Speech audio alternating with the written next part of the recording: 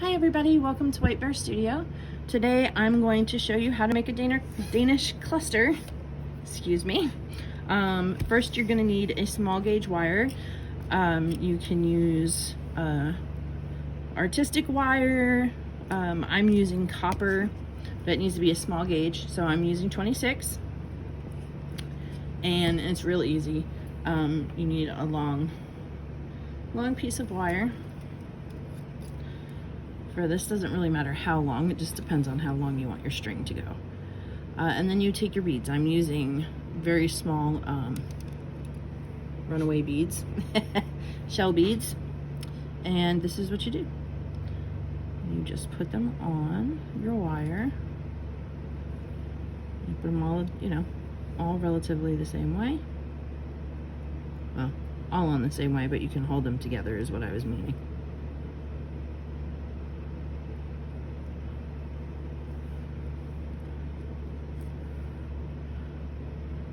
I think they're fun. And this is just a mini lesson so that we can go on later to a big one. Okay, then you're gonna scoot your wires down all the way to the end, like so, leaving yourself a little tail on one end and the long tail on the other.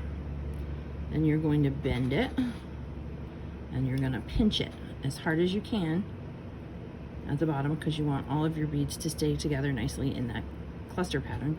And then you're going to begin to twist.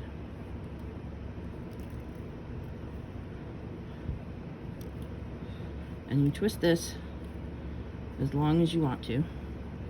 Just be careful not to work hard in this too much. Okay, and then you'll have a little tail on that side, and then you have your cluster on that side. And you can use as many beads as you want here. I have here some that I already made.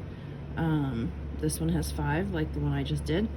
And then these two both have 1, and you can make all kinds of cool things out of them.